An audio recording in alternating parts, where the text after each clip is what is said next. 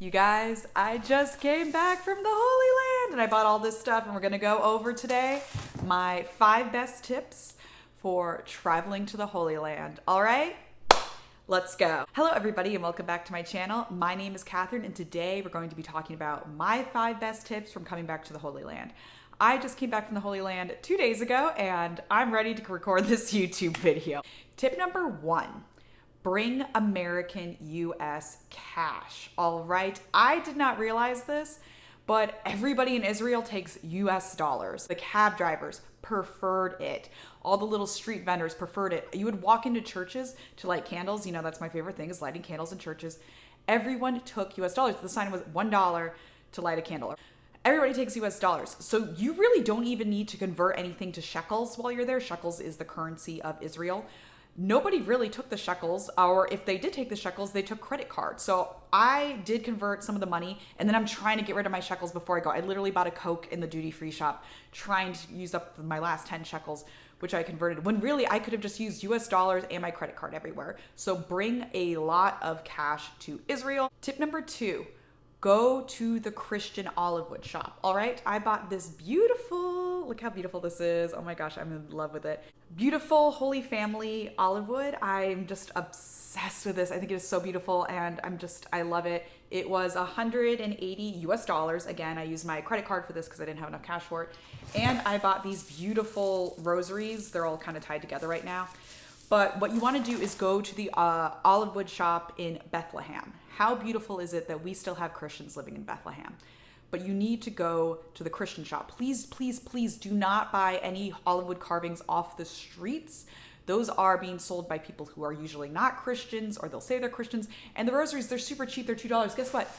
All of these rosaries were $2 and they're beautiful and they're well made and everything. So don't buy the rosaries off the streets or the olive wood carving off the streets. We want to support the Christians in Bethlehem. This is all they have, is 100% relying on tourism. And the pandemic nearly killed them. I asked them, when did you stop receiving tourists? March of 2020. When did you receive tourists again? March of 2021. They went a whole year without any income. They said their government is corrupt. You know, they're in Palestine, they're not even in Israel and Bethlehem. So we need to support the Christians there.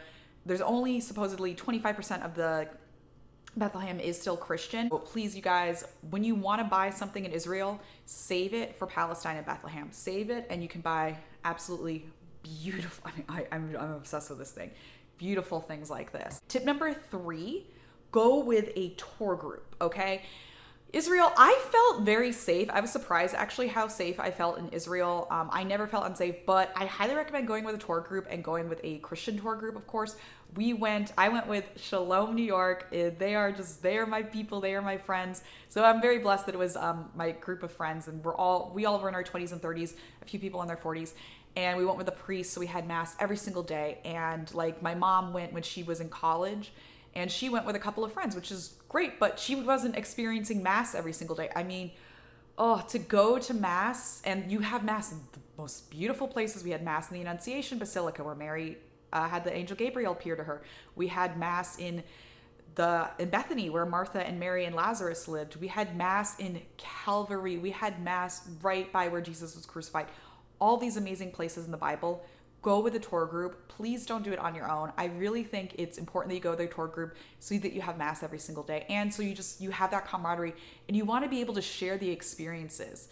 I totally get it. If you can't find a group, seriously, just Google Catholic Holy Land pilgrimages. You'll find something that you can join. There's definitely the ability to join these groups because I literally would have these amazing, beautiful Jesus moments, as I like to call them. And I'd want to share them with my friends and just share them with somebody and not just be sitting there by yourself.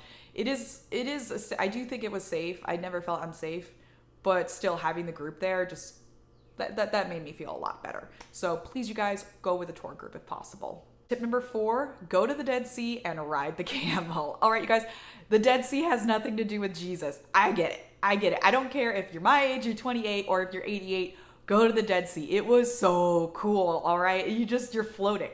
You're floating, and then you put the mud all over your face, and then you wash it all off, and it's amazing. You don't have to spend too long there. I wish we spent more time there because it was so much fun. I wish I had a beer there and everything, but we were kind of quick, like 40 minutes, 20 minutes in the Dead Sea, 20 minutes with the mask on, and then we washed it all off. You can be very quick there. I wish we spent more time there, but go to the Dead Sea. I know it has nothing to do with Jesus, okay? I know it has nothing to do with Jesus. Totally worth it. Do not skip the Dead Sea. And another thing that has nothing to do with Jesus, so yeah, not part of the pilgrimage, but I loved it. Ride the camel. Riding the camel was so much fun. I loved riding the camel. Oh my gosh, it's just cool. We were in Jericho where we rode it. They had them by the Dead Sea. They had them everywhere, all over the place. They had these camels. It was $5 to ride it. Again, US dollars. They wanted the US dollars. Rode the camel. It was so much fun. There was these adorable little boys who were like the ones taking the money and everything. I tipped them an extra $1 to get a picture with these kids because they were so flippin' cute. Ride the camel, 100%. Tip number 5, ladies or men, this is for you. Make sure you have something in your bag to cover your shoulders and make sure your knees are covered as well. Most of the places did not care if you had your knees or shoulders covered, but then I would occasionally be just told, cover your shoulders. No big deal. I had little scarf that I would just throw over my shoulders whenever I was asked. Didn't happen very often, but it was nice just to have that in case I got asked. And when I went to the Western Wall, which again is not part of Christian pilgrimage, but it's beautiful to see the Western Wall and see all the Jewish people praying. Also, that's the temple where the prophet Simeon and Anna, where the presentation took place in the Bible. So you need that to get one of the Rosary mysteries in there. So definitely have just something to cover your shoulders when you go to to certain places that require your shoulders being covered. And you guys, I'm going to throw in a bonus 6th tip because I just thought of this as I was making this video. It was not in my notes. Tip number 6, when you go to all of the sites that are part of the Rosary, pray that decade of the Rosary. So you're gonna have the Rosary being prayed in the wrong order because you go to Nazareth and you go to see the Annunciation, so you pray the Annunciation, but then you go to Cana, so you're praying Cana mystery.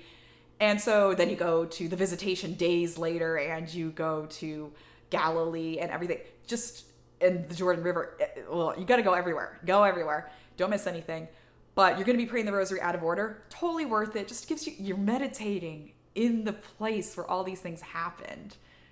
So awesome and so great. Oh my gosh, I'm going to throw in a 7th tip. This is, I keep thinking of these tips as I'm making them, but I wanted to get this video out today, so that's why I'm like rushing it a little bit. But I really, really wish I had spent an extra day in Israel, or at least 2 extra days, and go to Tel Aviv and go to the beaches. One of the girls in my trip was spending an extra couple days in Israel, so my flight was much later than everybody else's, so I actually spent a few hours with her. And the beaches in Tel Aviv were absolutely gorgeous. I'm really bummed I didn't spend a couple extra days there and just enjoying the beaches, because I really think it's important when you go on these pilgrimages to have that faith, but then also have that fun. And I think somewhere like the beach would have been a nice way to relax and unpack some of the things before just getting on the plane and coming back home to New Jersey. So definitely, if you have some time, take an extra couple days in Israel and go to Tel Aviv and go to the beaches, because they were so beautiful and I really wish I had spent more time there. I'm gonna do a vlog. I took a bunch of videos to make a vlog. So I'm gonna make a vlog about my time in the Holy Land. That should be coming out pretty soon, but I gotta work on it and edit everything together. But let me know your other questions. I wanna do more on the Holy Land and my experience, because that was huge for me. So I'll probably be sharing the vlog, but I'll also be sharing a testimony and a whole bunch of other content about that kind of stuff. So I love you guys. Thank you so much for watching this. If you have not been to the Holy Land, please go. Let me know in the comments below if you've been to the Holy Land or not. And I will see you guys next time. Bye.